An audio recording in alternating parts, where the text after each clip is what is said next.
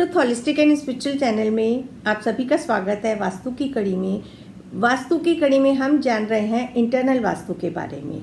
हमारे घर का इंटरनल वास्तु हम कैसे और एनर्जेटिक बना सकते हैं, कुछ डेकोरेटिव आइटम्स लगा के, कुछ क्रिस्टल की चीज़ें लगा के। हमारे घर की कोई भी डायरेक्शन किसी भी जगह पे हो तो हम उसको और कैसे बेहतर कर सकते हैं, उसी कड़ी को हम आज आगे बढ़ाते हुए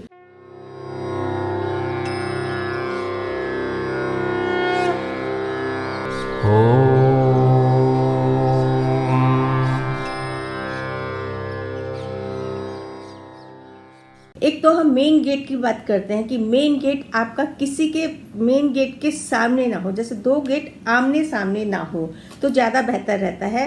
यदि ऐसा आपका है गेट तो इसके लिए आप जो पहले भी मैं रेमेडी बता चुकी हूँ, पापुआ मिरर लगता है। यदि आपके घर के बाहर कोई स्ट्रीट लाइट भी है, कोई जनरेटर है, इस तरह के भी वास्तु दोष माने जाते हैं, उसमें भी आपको रेमेडी वही है पापुआ मिरर लगाने की।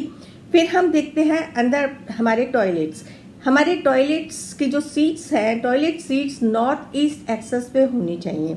यदि हैं तो बहुत ही अच्छी बात है, और नहीं है तो उसके लिए आपको डरने की आवश्यकता नहीं है। आप रखें बाथरूम में एक कटोरी में सेंधा नमक, या फिर आप रख सकते हैं फिटकरी का टुकड़ा जो आपको वीकली चेंज करना चाहिए।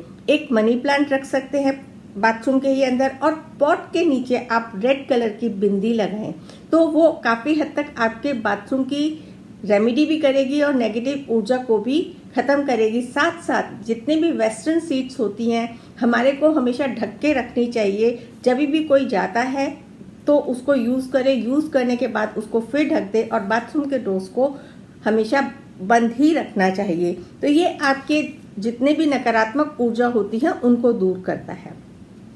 पढ़ने वाले बच्चों के लिए उनको हमेशा नॉर्थ फेसिंग और ईस्ट फेसिंग पढ़ाई करनी चाहिए, और पढ़ाई करते समय यदि वो वहाँ पे अपने एक एमेथिस्ट कलर का क्रिस्टल पिरामिड रखते हैं या टॉवर रखते हैं, एजुकेशन टॉवर, बहुत सुंदर एजुकेशन टॉवर सारे हैं, तो वो बच्चों के लिए कंसंट्रेशन के लिए और उनकी अच्छी स्टडीज़ के लिए, कैरियर के लिए बहुत अच्छा काम करते हैं।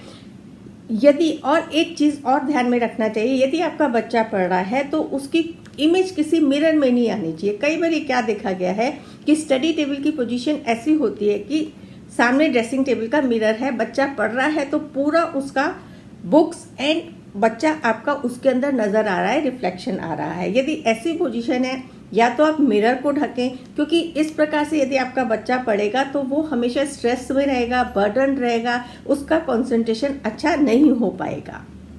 ये हो गई हमारे एजुकेशन से रिलेटेड। अब हम देखते हैं कि हमारे को अपने घर में जो हम अपने ड्राइंग रूम में, डाइनिंग रूम में बड़ी बड़ी हम लोग फ़ोटोज़ लगाते हैं, तो आपको वो फोटोज़ लगानी चाहिए जो बहुत अट्रैक्टिव हो, अच्छे मूवमेंट्स की हों। घर के साउथ वेस्ट में आप अपना फैमिली फ़ोटोग्राफ लगा सकते हैं। वॉर की फ़ोटोग्राफ्स हमें नहीं लगानी चाहिए, या ऐसी फ़ोटोग्राफ्स जिसमें खाली सिंगल लेडीज़ ही हैं या सिंगल मेल मेंबर्स ही हैं, तो ऐसी फिगर्स को हमारे को नहीं रखना चाहिए। हमेशा हमारे को जो पिक्स लगानी चाहिए वो अट्रैक्टिव पिक्स, जिससे एनर्जी का आभास अच्छा हो, हंसती हुई, खिलखिलाती हुई, उगते हुए सूरज की पिक। इस प्रकार से ऐसी पिक आप चूज़ करें जो आपके घर में कुछ और मीनिंगफुल होनी चाहिए। मीनिंगफुल यदि आपकी सीनरीज हैं तो वो बहुत अच्छा काम करेंगी। डाइनिंग टेबल के अपोजिट आप बहुत सारे फ्रूट्स की फ़ोटो रख सकते हैं जो आपके डाइनिंग एरिया को और एनराइज करती हैं। प्लस एक चीज़ और देखी गई है कि एक्स्ट्रा स्पेस है। सीढ़ी के नीचे लोग क्या करते हैं, या तो अपना स्टोर रूम बना लेते हैं, मंदिर बना लेंगे, या ऐसी चीज़ अनवांटेड चीज़ जो उनको कहीं रखने की जगह नहीं मिल रही है, सीढ़ी के नीचे लगा लेंगे, बना देते हैं। तो आप लोगों को चाहिए कि सीढ़ी की जगह को आप बिल्कुल क्लीन रखें, क्लियर रखें। सीढ़ी के नीचे आप कोई भी चीज़ रखेंगे वो नेगेटिव एनर्जी देगी, उस चीज़ को आपको कोई फ़ायदा नहीं होने वाला है। अगली कड़ी में जानेंगे कुछ और इम्पॉर्टेंट बातें आपके घर के वास्तु को और एनराइज और रेस करने के लिए। Thank you. हमारे चैनल आई ऑफ ट्रुथ को सब्सक्राइब कीजिए यूट्यूब पर, इसे फॉलो कीजिए फेसबुक पर, इंस्टाग्राम पर, ट्विटर पर और कू पर। हमारे चैनल के बारे में फीडबैक देने के लिए हमें मेल कीजिए iofTruth 6@gmail.com पर।